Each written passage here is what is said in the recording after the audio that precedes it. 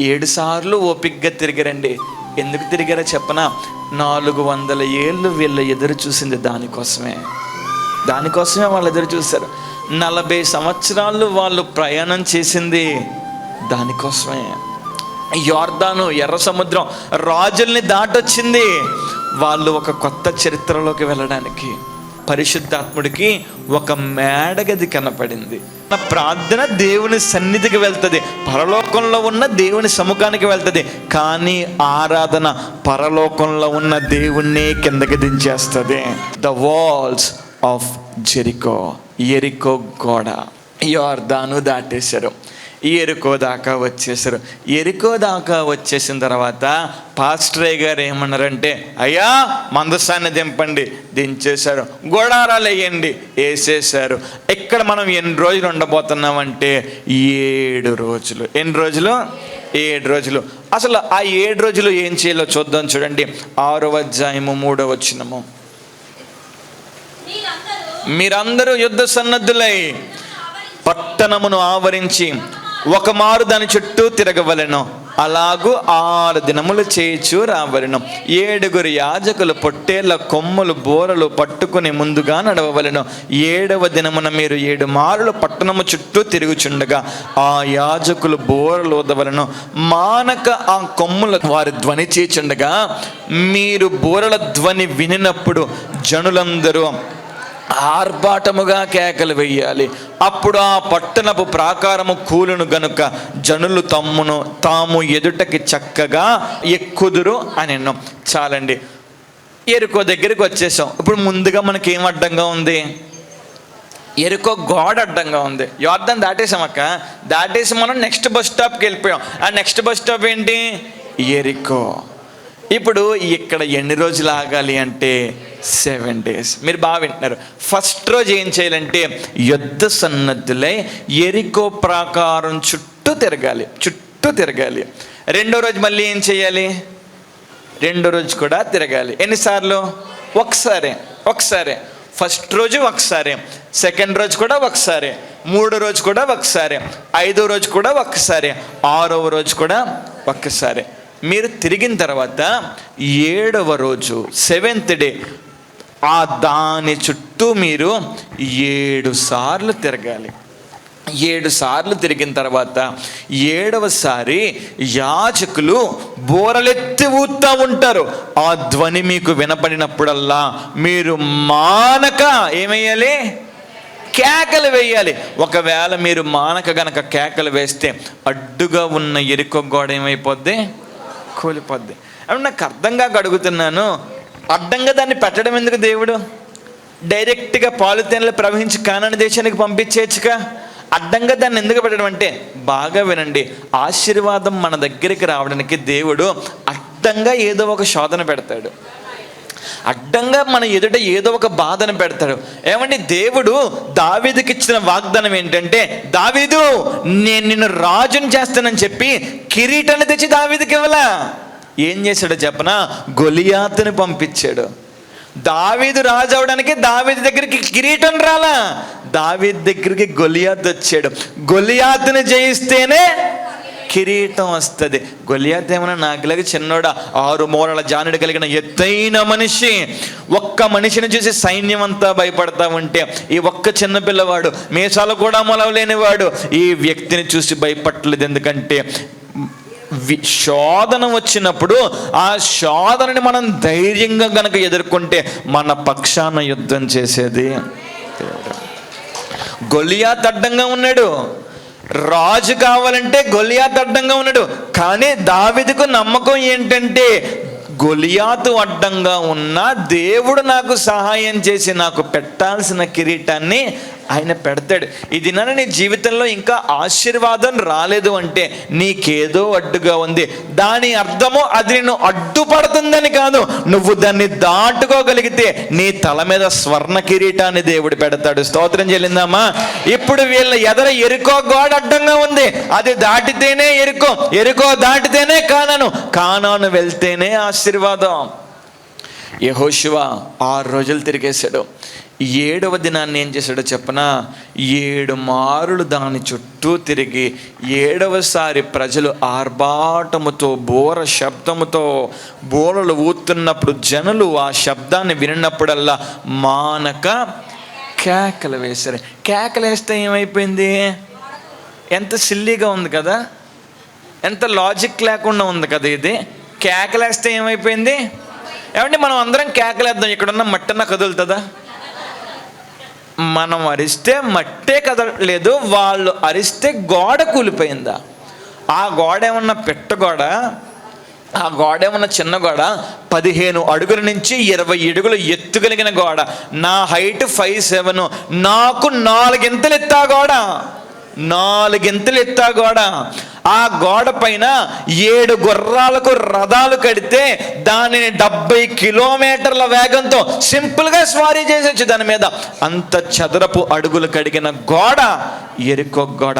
దొంగలు ఆ గోడెక్కి దూకి అవతలకి పారిపోయి తప్పించుకుందాం అనుకుంటే సగం ఎత్తు ఎక్కేసరికి మిగతా సగం ఎక్కలేక ఆవేశం వచ్చి అక్కడి నుంచి పడి తల పగిలిపోయి చచ్చిపోయేంత ఎత్తైన గోడ ఎరికో గోడ. ఇప్పుడు ఆ గోడ కొలాలంటే పెద్ద పెద్ద ఆయుధాలు కావాలి, టైటానియం బాంబ్స్ కావాలి. కానీ మనం సింపుల్గానే వేస్తున్నాం, కేకలేసారు, కూలిపోయింది. దీన్ని బాగా అర్థం చేసుకుందామే మనం. ఇప్పుడు ఎరుకో తీసేసి కాసేపు పేరూరి అనుకుందాం. మనం ఏం చేయాలంటే ఇప్పుడు పేరూరు చుట్టూ 7 సార్లు తిరిగి 7వసారి పేరూరు చుట్టూ ఒక పొలిమేర, ఒక గోడ కట్టుందనుకోండి, అది అరిచి గోల చేస్తే పడిపోయేంతలా కేకలేయాలంటే మనం ఏం చేస్తామని చెప్పినా 7 సార్లు తిరగలి కదా ఫస్ట్. అందులో కొంతమంది మామూలు ఏమంటారంటే, బాబా ముసలిదాన్ని అయిపోయాను, కాళ్ళల్లో పొట్టు వదిలేసింది, నేను రాలేను. కానీ ఏమంటారు?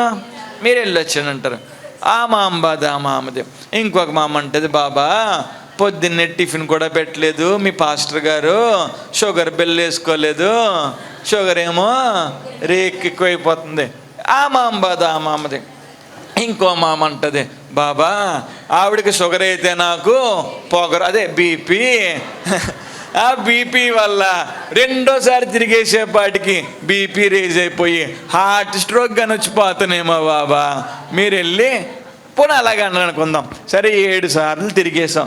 7 సార్లు తిరిగేసిన తర్వాత ఇలాగ అనుకుందాం, ఆగకుండా 10 నిమిషాలు చప్పట్లు కొట్టండి. మీరు ఒకసారి, మీకు అర్థమైందా? ఆగకుండా 10 నిమిషాలు చప్పట్లు కొట్టండి.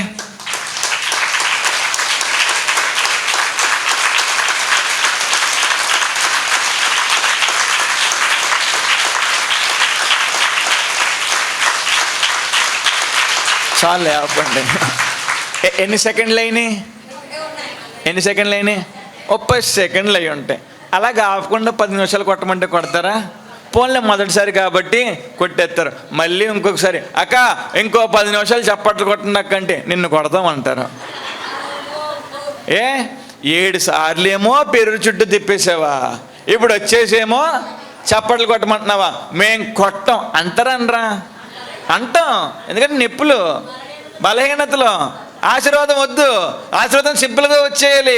నొప్పులున్నా పర్లేదు, ఆశీర్వాదం మాత్రం వచ్చేయాలి. మన అదే కదా కాన్సెప్ట్. కానీ ఇక్కడ ప్రజలు ఏం చేశారో చెప్పనా? 7 సార్లు ఓపికగా తిరిగారండి. ఎందుకు తిరిగారో చెప్పనా? 400 ఏళ్ళు వీళ్ళు ఎదురు చూసింది దానికోసమే వాళ్ళు ఎదురు చూశారు. 40 సంవత్సరాలు వాళ్ళు ప్రయాణం చేసింది దానికోసమే. యోర్దాను, ఎర్ర సముద్రం, రాజుల్ని దాటొచ్చింది వాళ్ళు ఒక కొత్త చరిత్రలోకి వెళ్ళడానికి. అదో రకమైన ఆనందంతో 7 సార్లు తిరిగేశారు. 7 సార్లు తిరిగేసినప్పుడు వాళ్ళు వేసిన కేకలకి అడ్డుగా ఉన్న గోడ కూలిపోయింది. ఒక కారు అద్దం పగిలిపోవాలి అంటే ఒక శబ్దానికి మించి ఒక హెవీ శబ్దం వస్తే ఒక 10 డీజే బాక్సులు పెట్టినా కారు అద్దం పగలదు. కానీ ఎక్కువ సౌండ్ పెట్టేసి ఎక్కువసేపు ప్లే చేసామనుకోండి, ముందు వైబ్రేషన్ వస్తుంది, తర్వాత కారు అద్దం పగిలిపోద్ది. అంటే ఒక కారు అద్దమే పగలాలంటే ఎంత గట్టి శబ్దం రావాలి. అమలాపురంలో బాలయోగి ఘాట్స్ వెనకాల 10 నెలల క్రితం ఒక సంఘటన జరిగింది. అదేంటంటే దీపావళికి మందు సామానం తయారు చేస్తారు. వాళ్ళు ఏం చేశారంటే ఇంట్లో కొన్ని కేజీల మందు సామానం పెట్టుకున్నారు. పదుల సంఖ్యలో కొన్ని కేజీల మందు సామానాన్ని ఇంట్లో పెట్టుకుని వాళ్ళు గ్యాస్ ఆన్ చేసి కట్టడం మర్చిపోయారు. కట్టడం మర్చిపోతే గ్యాస్ ఇల్లంతా పాకేసి ఒక్కసారి ఇలా లైట్నింగ్ వెలిగించేసేపాటికి ఏమైందంటే గ్యాస్ ఇల్లంతా కమ్మేయడం వల్ల ఇంట్లో ఏముంది, మందు ఉంది. ఆ దీపావళికి సంబంధించిన పెట్టేకాయల్లోనే అది మందు ఉంటుంది కదా, అదంతా అందులో ఉంది. అది తగలబడిపోవడం వల్ల ఏమైందంటే 2వ అంతస్తు స్లాబ్ ఉంటుంది కదండి, స్లాబ్ గాల్లోకి ఎగిరిపోయి కింద పడి కిందున్న వాళ్ళందరూ నుజ్జు అయిపోయారు. దానికి మన ఇంటికి ఎంత దూరం? 1.5 కిలోమీటర్. ఎక్కడో 1.5 కిలోమీటర్ అవతల అంత పెద్ద బాంబు బ్లాస్ట్ అయితే మన ఇంటి 4వ ఫ్లోర్ పైన కుండీలన్నీ కింద పడిపోయినాయి. 3వ ఫ్లోర్లో ఉన్న టేబుల్స్ అన్నీ కింద పడిపోయినాయి. ఒక క్షణం పాటు ఇలా అదిరింది. అంటే ఇది మీకు ఎందుకు చెప్తున్నానో చెప్పనా, అక్కడెక్కడో పేలిన దానికి ఇక్కడ అదిరొచ్చిందంటే ఎంత శబ్దం వచ్చి ఉంటుంది, ఎంత శబ్దం వచ్చి ఉంటుంది. ఇక్కడికి వచ్చి ఆలోచన చేయండి. ఇప్పుడు ఎరికో గోడ కూలిపోయింది అంటే ఎంత శబ్దం వచ్చి ఉంటుంది, ఎంత శబ్దంతో వీళ్ళ కేకలు వేసి ఉంటారు, ఎంత శబ్దంతో దేవుని స్తుతిస్తే. అడ్డుగా ఉన్న ఎరికో గోడలు కూలిపోయినాయి. ఇది నాన్న మీకు మాట చెప్పనా, మీకు అడ్డుగా ఉన్నది కూలిపోయి, మీకు అడ్డుగా ఉన్న శోధన తొలగిపోయి మీ జీవితంలో మీరు కోరుకున్న వాగ్దానం కానీ కోరుకున్న స్వాస్థ్యం కానీ మీరు పొందుకోవాలి అనుకుంటే అదిరిపోయే ఆరాధన మనం దేవుని సన్నిధిలో చేయాలి. స్తోత్రం చెల్లిందామా? మనము చేసే ఆరాధనకు అడ్డుగా ఉన్నవన్నీ అదిరి పడిపోయేలాగా ఆరాధన చేయాలి. చేస్తామా చాలు ఊరుకోండి, ఎక్కడ చేస్తాం. ఒక ఆరాధన పాట 10 నిమిషాలు ఎక్కువ పాడేసాం అనుకోండి, ఈడిగా దొరికింది మైక్, వాయిన్ చేస్తున్నాడు పడుకుని అంటారా అనుకోరా మీరు మంచోళ్ళండి. ఒక్కొక్క అమ్మ అండి చప్పట్లు కొడుతుందండి, భలే కొడుతుంది. ఎలా కొడుతుందంటే, అక్క నాకు అర్థం కాదు, నువ్వు అప్పడాలు నొక్కుతున్నావా చప్పట్లు కొడుతున్నావా? అప్పడాలు ఎలా నొక్కుతారు? మీరు నాకు తెలియదు, మీకే అప్పడాలు ఎలా నొక్కుతారు? ఇలా నొక్కుతారు. మీరు పాట పాడినప్పుడు ఎలాగంటారండి నాకు అర్థం కాదు. చప్పట్లు అంటే తెలుసా, ఇలా శబ్దం రావాలి కదా, కానీ పాట పాడినప్పుడు ఏం చేస్తారు? ఏమండి ఇలా చేస్తే అడ్డుగా ఉన్న ఏం కూలిపోతాయండి? దగ్గరున్న సేమే కదలదండి, మన ముందున్న సేమే ఏమవుదండి. పాడినప్పుడు నిద్ర, ప్రార్థన చేసినప్పుడు నిద్ర, ఇంక అడ్డుగా ఉన్న ఏం పోతాయి మన బ్రతుకుల్లో, ఏం పోతాయి మన జీవితాల్లో? ఏం పోవు కదా. వాళ్ళు ఆర్భాటంతో కేకలు వేస్తే ఎదురున్న గోడలు కూలిపోయినాయండి. మనము ఈ దినాన్ని ఒక నిర్ణయానికి వద్దాం. మనము చేసే ఆరాధనకు ఎప్పటి వరకు మన జీవితాల్లో స్టక్ అయిపోయి ఉన్న ప్రతి ఆశీర్వాదము యేసు నామములో రిలీజ్ అవుతాయి. స్తోత్రం చెల్లిందామా? ఈ వాక్యము అమలాపురంలో చెప్పి ఇలా మిమ్మల్ని చప్పట్లు కొట్టమన్నాను కదా, అలాగే వాళ్ళని చప్పట్లు కొట్టమంటే ఒక ఆవిడ అనుకుందంట, ఆవిడికి పాపం 2 వారాల నుంచి నిద్ర పట్టట్లేదంట సరిగ్గా. ఎన్ని ప్రార్థన చేసుకున్నా, ఎంతలా ఉన్నా నిద్ర పట్టట్లేదు. ఏదో రాత్రి అయ్యేసేపాటికి అపవాది ఆమెను బాగా శోధించేస్తుందంట. ప్రార్థన చేసుకోలేకపోతుంది, ఏమీ చేయలేకపోతుంది. సరే ఏదో చెప్తున్నాడు కదా, ట్రై చేద్దామని చెప్పి విశ్వాసంతో ఆవిడ ఏం చేసిందో చెప్పిన, ఎవరు పట్టించుకోవట్లేదని చెప్పి అందరికంటే చాలా గట్టి కొట్టేసిందండి చప్పట్లు ఆవిడ. అలా కొట్టేసినప్పుడు ఆవిడకి ఏమైందంటేనంట, ఆవిడ ఒంట్లో నుంచి ఏవో రెండు ఆవిడ ఒంట్లో నుంచి ఏవో బయటికి వెళ్ళిపోతున్న ఫీలింగ్ వచ్చేసిందంట. ఎప్పుడైతే అలా అయిందో ఆవిడ ఫ్రీ అయిపోతుందంట. నాతో నిన్న ఆదివారం చెప్తుంది, మొన్న ఆదివారం నువ్వు చెప్పావు కదా నాన్న, నాకు మొన్నటి వరకు సరిగ్గా నిద్ర పట్టట్లేదు, మొన్న ఆదివారం నువ్వు వాక్యం చెప్పిన తర్వాత నువ్వు చెప్పినట్టు నేను ఆరాధన చేశాను, ప్రశాంతంగా నిద్ర పడుతుంది అంది. అంటే ప్రియ దేవుని బిడ్డలారా, నీ జీవితంలో కార్యం జరగాలి అంటే నువ్వు ఒక బలమైన ఆరాధన చేసే ఆరాధికుడిగా మార్చబడాలి. అడ్డుగా ఉన్న గొలియాతు పడిపోయాడన్నా, అడ్డుగా ఉన్న ఎరికో గోడ కూలిపోయిందన్నా, దానికి కారణము వాళ్ళు చేసిన ఆరాధన. గోడ పగిలిపోయేంతలా ఆరాధన చేసి ఉంటారంటే ఎంత శబ్దం వచ్చి ఉంటుందండి, ఎంత శబ్దం వచ్చి ఉంటుంది. ఇది నాన్న ఆఖరణ మనం చేసే ఆరాధన ఆళ్ళ పట్టించుకుని ఆళ్ళ చూస్తున్నారని అనుకోవద్దు. కళ్ళు మూసుకుని మనసారా మీరు ఆరాధించండి. అడ్డుగా ఉన్న ఎరుకో గోడను నా దేవుడు కోల్చబోతున్నాడు. స్తోత్రం చెల్లిందామా. ఆరాధనకున్న గొప్ప శక్తి ఏంటో తెలుసా అండి? మనం ప్రార్థన చేసామనుకోండి, ప్రార్థన ఎక్కడికి వెళ్తుంది? మన ప్రార్థన దేవుని సన్నిధికి వెళ్తుంది, పరలోకంలో ఉన్న దేవుని సముఖానికి వెళ్తుంది. కానీ ఆరాధన పరలోకంలో ఉన్న దేవుణ్ణే కిందకి దించేస్తుంది. మన ప్రార్థన పైకి వెళ్ళాలా, దేవుడే కిందకు వచ్చేయాలా? దేవుడే కిందకు వచ్చేయాలంటే అలాంటి ఆరాధన మనం చేయాలి. మనము ఆరాధన చేస్తే ఎక్కడ కాదు, పరలోకపు గడప కమ్ముల పునాదులు అదిరిపోయి నేను నా బిడ్డ దగ్గరికి వెళ్ళిపోవాలి అని దేవుడు నిర్ణయం తీసేసుకోవాలి. ఏమండి, ఆఖరికి కూడా చెప్పి నేను ముగించేస్తానే. పెంతుకోస్తు పండుగ దినమున యేసయ్య ఆరోహణం అయిపోయి వెళ్ళిపోయిన తర్వాత పెంతుకోస్తు పండుగ దినం అన్నమాట.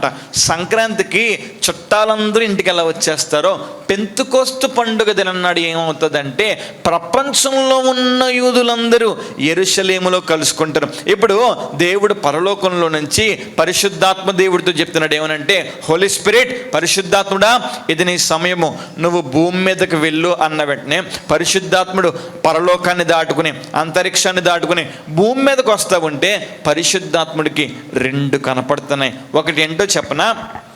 ప్రపంచంలో మొట్టమొదటిసారిగా కట్టబడిన బంగారంతో కట్టబడిన సొలొమోను దేవాలయం. ఆ దేవాలయంలో ఏం జరుగుతుంది? పెంతుకోస్తు పండగ జరుగుతుంది. పెంతుకోస్తు పండగ జరుగుతూ ఉంటే ప్రపంచంలో ఉన్న యూదులందరూ అక్కడికి వచ్చేసి ఓ పెద్ద తీర్థంలా జరుగుతుంది. అది పరిశుద్ధాత్ముడికి అది కనపడ్డది. దాని పక్కనే ఏం కనపడ్డది తెలుసు? మేడగదిలోనికి వెళ్తామా? నిజం చెప్పండి, పండగకే వెళ్తాం. ఎందుకంటే పండగలో బూర్లు, గార్లు, సున్నుండ్లు, చికెను, మటను, బిర్యానీ అన్నీ ఉంటాయి. అక్కడేముంటుంది? ఏముండదు. ప్రార్థన ఆరాధన బాబు అక్కడికి వెళ్ళడం కంటే ఇక్కడికి వెళ్ళి మనం తినేసి ఒక క్యారేజీలు ఇంటికి కూడా బయటికి వెళ్ళి అనుకోమా? కానీ పరిశుద్ధాత్మ దేవుడు ఏం చేశాడో చెప్పనా? బంగారు మందిరం, ప్రపంచంలో మొదట కట్టబడిన మందిరం, పెంతుకోస్తు పండుగ, యూదులందరూ అక్కడికి వస్తూ ఉంటే పరిశుద్ధాత్మ అనుకున్నాడు, నేను ఎక్కడికి కాదు వెళ్ళాలి, నేను ఎక్కడికి వెళ్ళాలో చెప్పనా? అక్కడికి పెడతాం.